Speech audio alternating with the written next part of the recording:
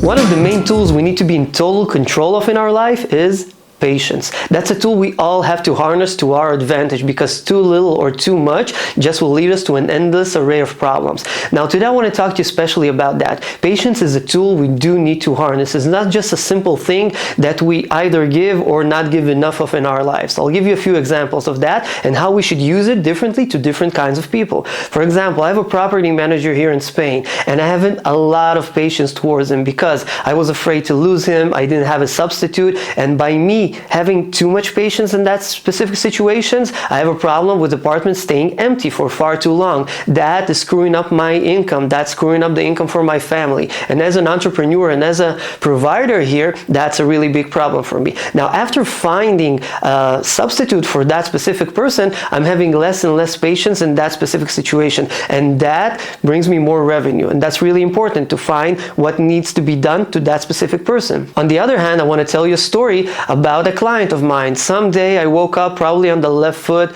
or the wrong foot at that, and I had a conversation with a client of mine. Now, clients, as clients do, he's bitching and moaning about this is bad, this is worse, and this is not for me, and we need to solve this and this and this and this. Now, that client is a specific kind of person who's always crying to me as a supplier, but my job is to have a lot of patience and let him speak his mind, because me letting him speak his mind gives him the opportunity to do the things he wants to do, to let it off his chest, to do the work he needs to do in order to sustain our relationship, our business relationship. Now, me not having enough patience in that situation just cascaded that conversation to a bad place. Now, that bad place is losing business for me. I'm losing money from that bad place.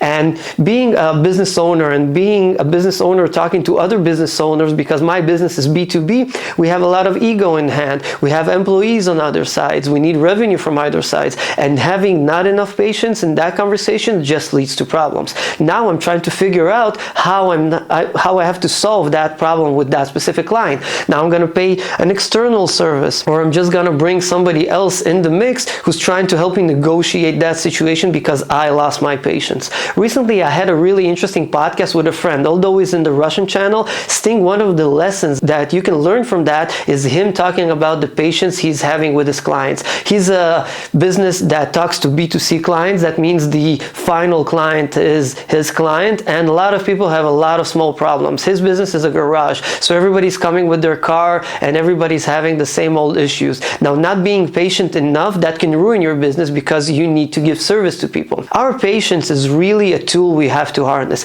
It's not the same thing as our wife, our clients, or our employees. Everybody is different, and everybody should be treated different. One of the tools that we can use in order to manage our patience differently to other people is to think about each of them specifically. How will I manage my patience to my employees? Where I need to give enough or where I need to give a little less? What is the patience I have to have for my family, for my kids, for my wife, and just personal things? And what are the patience limits I can have with my clients? It really helps me if I separate those and I give a specific deadline to everything. For example, if I'm talking about a property manager, I want a deadline about where the apartment should be rented out, how much, and when I'm supposed to get answers about anything. When it's clients and it's a B2B client like mine, I need to have a lot more patience and just try to understand the other side of the business. And even though it's not my business and I really inside don't give a it's really important to sustain that business relationship. It's really important to give that business room to breathe so he can stay my client.